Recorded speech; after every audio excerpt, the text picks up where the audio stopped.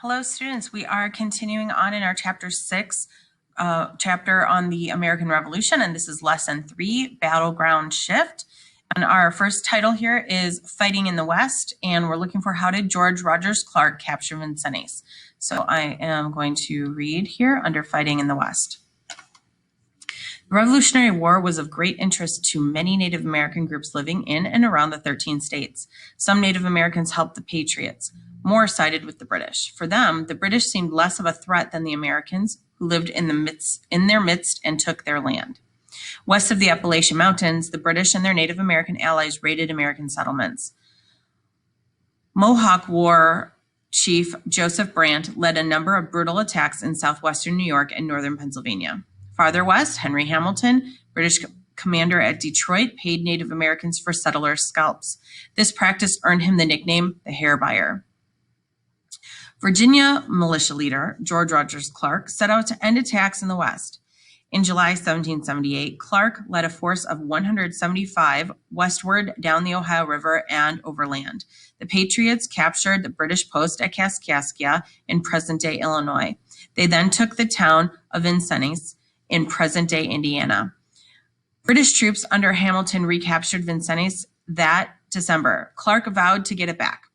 In February 1779, Clark and his troops braved harsh winter conditions to surprise the British and force their surrender. Clark's victory strengthened the American position in the West. So how did he capture Vincennes? So let's see here. Here we go. Led a force. There we go. Down the Ohio River and over the land, and then captured British posts at Kaskaskia, which is in present-day Illinois, not too far from here, a little bit south of us, and then went on to capture Vincennes, which is in present-day Indiana. So we're going to kind of reword that a little bit. But he sailed down the Ohio River, marched to seize the British Fort Kaskaskia in present-day Illinois, and then captured the British town Vincennes in present-day Indiana. So IL is for Illinois. We haven't done the abbreviations for other states besides the 13, but we live in Illinois, so I hope that you know that abbreviation is IL. And then Indiana is IN.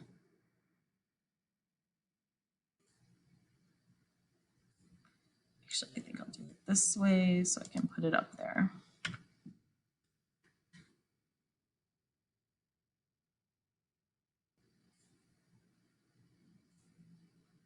Okay, and once again, if you know those abbreviations, then you don't need to put in that, we'll call it a key to let you know later on what that means.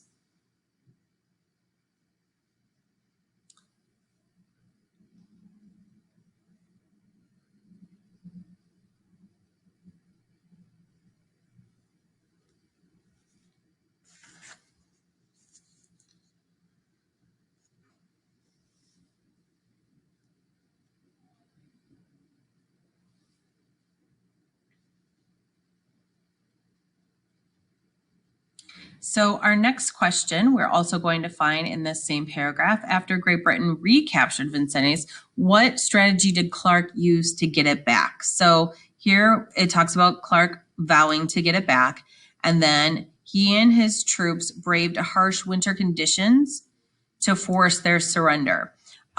So what they actually did was use a surprise attack. And we're going to put some more information in there as well that it doesn't tell us in the textbook. And this surprise attack, this strategy that he used with the surprise attack, he spread his men out to make it look like he had more men than he actually did. And then what they did was they sort of took turns firing at the enemy and from different directions. So the British would see that fire was coming from this direction, and their men would prepare to fire back. And then as they were being prepared to fire back over here, they would have shots coming from this direction over here. I want to remind you again that the kinds of weapon that they use, the musket, is a weapon that needed to be reloaded after every shot. It fires one bullet. So they are not going to be able to return fire quickly enough at this location and then switch to this location unless he also told his men to focus on one area. But since they weren't really sure where it was actually coming from, it made it that much more difficult. And it really made it seem like there were more men that were firing because, again, as these shots are coming from this way, the guys that are going to shoot this way are reloading their weapon. So they're going to be ready to fire, and then they fire, and then the next group is going to fire this way when these guys are reloading their weapons. So they're going to come from all these different directions. And because they're hiding, they don't know how many men there actually are. And so this strategy worked. It was pretty smart. And the British ended up surrendering.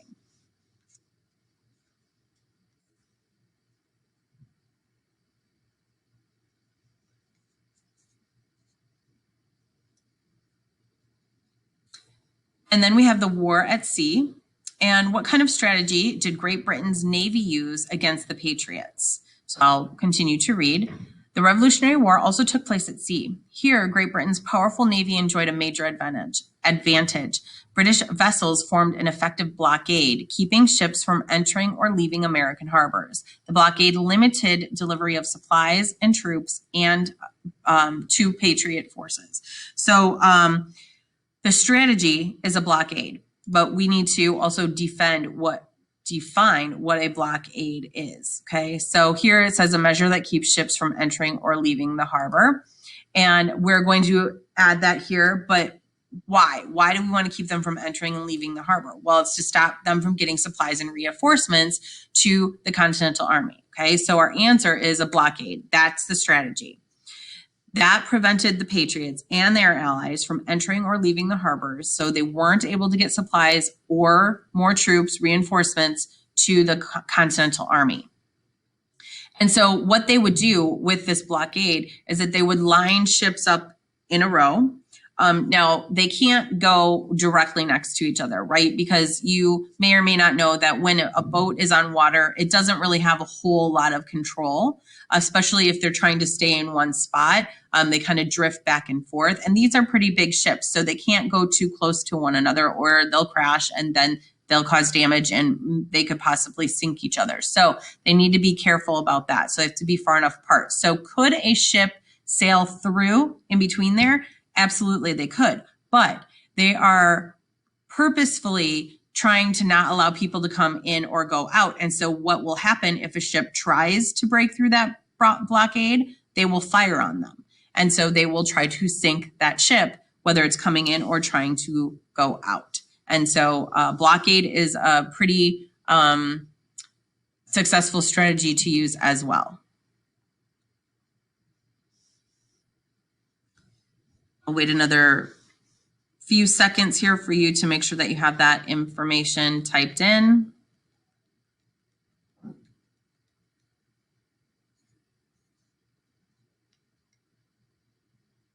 And I will look at our next heading, which is privateers. So I've already moved the text over and I will preview the question. How did Patriots break the blockade? So I will read and then I'll change the note page. To break the blockade, Congress ordered 13 warships, but only 2 of the ships made it to sea. Several others were quickly captured by the British. The American Navy was too weak to operate well.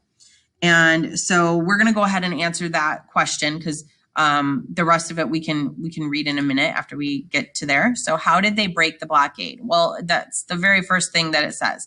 Congress ordered 13 warships to be built, but only 2 of them actually made it to sea.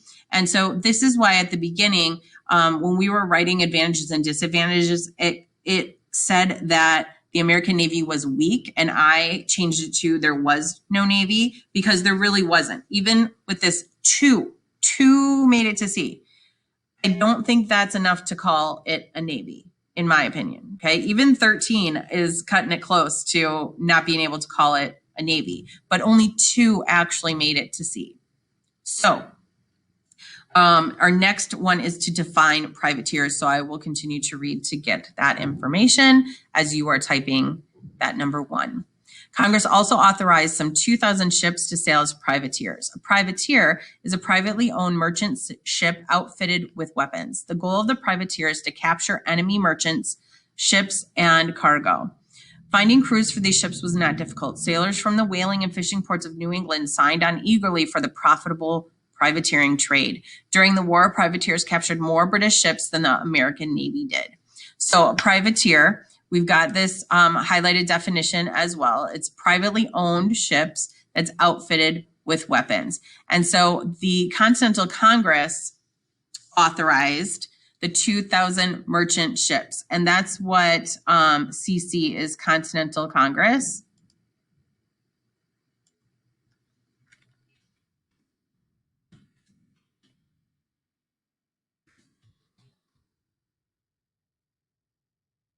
Again, if you are not sure what CC means, then you can include that. You can just write Continental Congress authorized. And so they added weapons onto these merchant ships, and then they fought against the British Navy. Then at the end there it says they captured more British ships than the American Navy. Well, again, makes sense, right? There was only 2 ships in the American Navy and 2,000 merchant ships. Of course, they're going to capture more British ships than the American Navy does.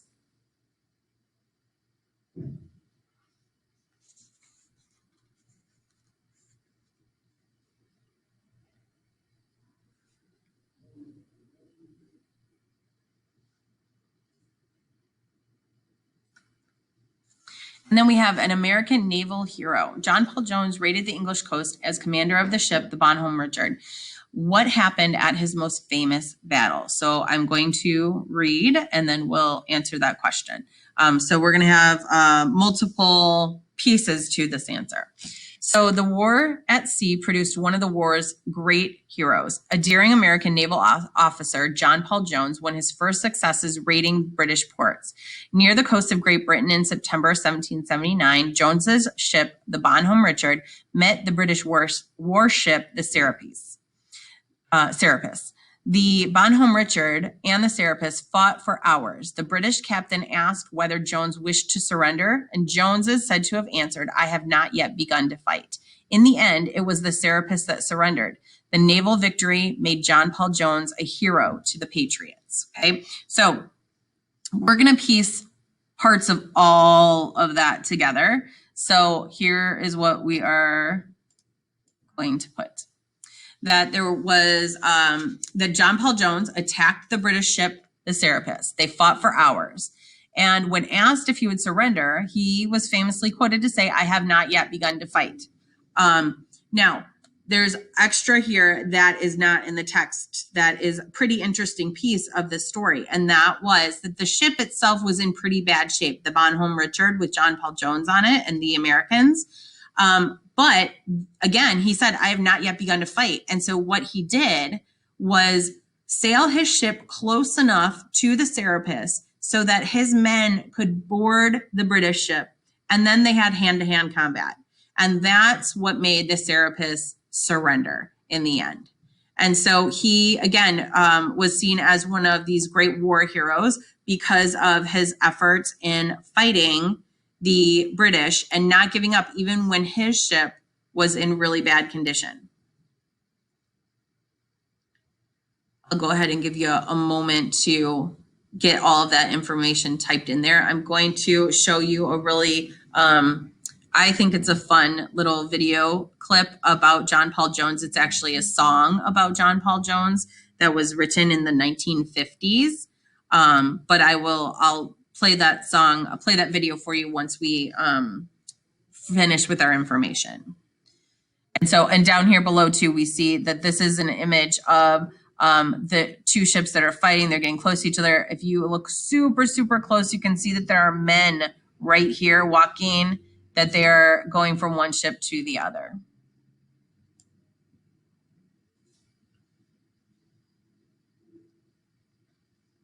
Our next heading is fighting in the South. So I'll wait another moment before I begin to read this, and I'll still leave it on this page.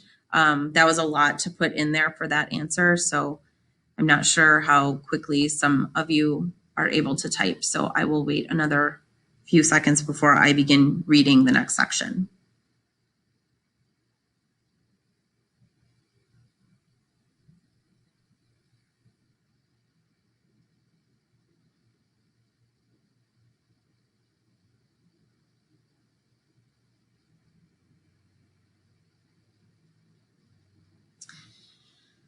So our first one under fighting in the South is actually one where we're writing the question. I'm going to read what the answer is, and then I'll read the text. So focus on the South, use sea power, and the support of the Loyalists. So I'm going to read to see if we can find what our question is. We may need to move on to the next page to get it. In the early years of the war, the Americans had won several battles in the South. Nope, we're going to find it here. In 1776, Patriot forces crushed the Loyalists at the Battle of Moores Creek. Oh, no, we're not.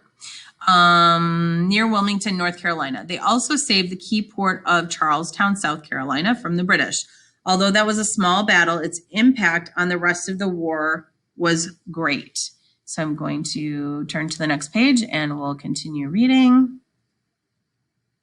By 1778, these results, along with the Patriot victories such as Saratoga, had convinced the British that bringing their old colonies back into the empire would not be easy. As a result, the British came up with a new plan to finish the war. The new British plan focused on the South, where there were many loyalists. The British hoped to use sea power and the support of the loyalists to win important victories in the southern states. At first, that strategy worked. Okay, so here we are.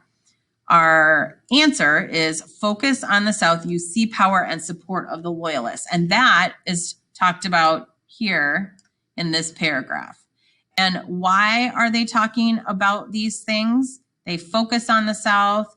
They're going to help use the loyalists. They're going to use the sea power. Well, it tells us right here before that is that this is the new British plan. So our question is actually pretty simple. And that is, basically, what is the new British plan? But this is their plan right up here, is their plan to finish the war. So what was the new British plan to finish the war? Well, they're going to focus on the South. They're going to use sea power and the support of the loyalists.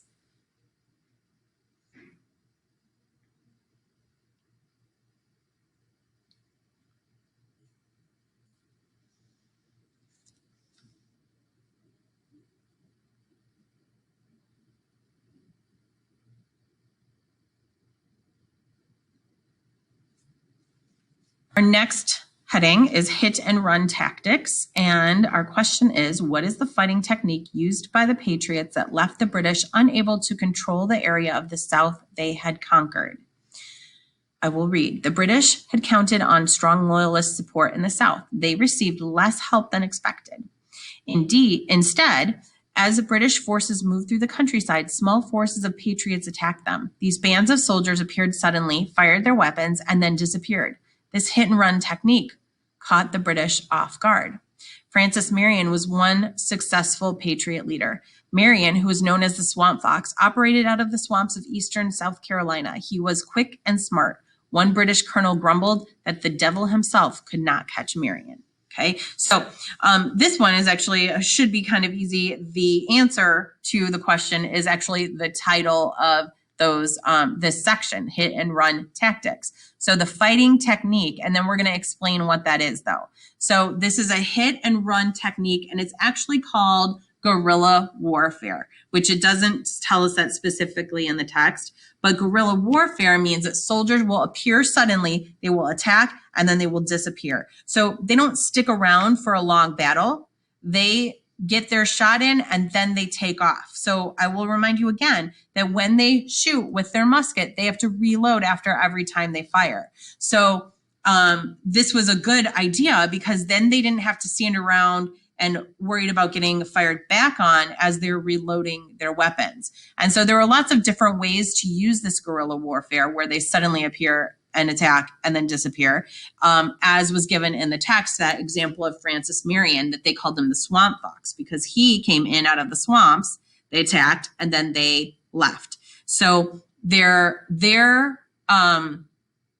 injuries were going to be less than those of the ones that they are attacking. And again, these are surprise attacks. They're out of nowhere. So it could even be, that they're at a camp and they're not in defense mode at all when these things are taking place. But it can happen. They can use this technique at any time, but it's also a really good technique.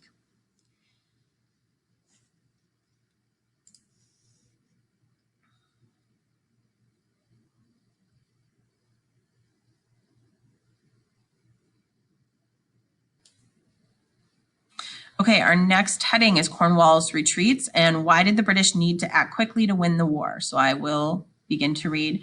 Cornwallis realized the British had to act quickly to win the war. More French troops were coming to North America and the Patriots held Virginia. Troops and supplies were moving south. So once again, it gives us the answer right away.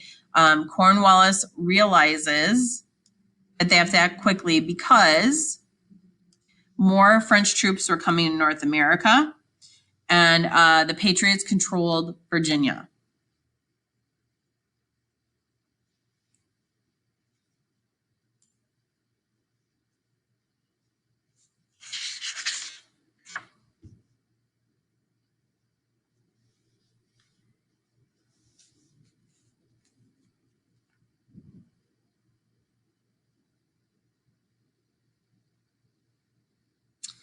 And then number 2, what happened when Cornwallis marched north to Virginia?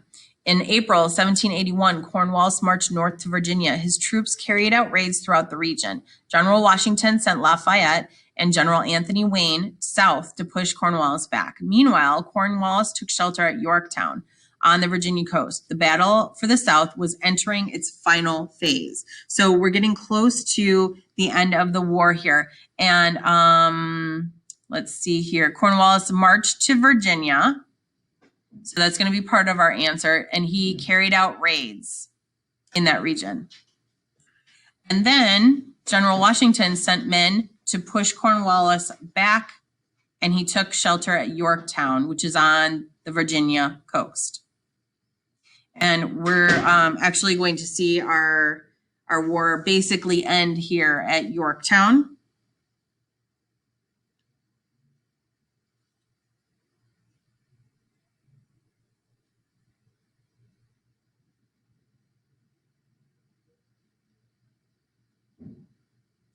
And so then this concludes our lesson 3. Lesson 3 was a shorter one than most of our other ones. And I will leave this for a moment in case you are still typing that information. And then I'm also going to be showing you the short video about John Paul Jones.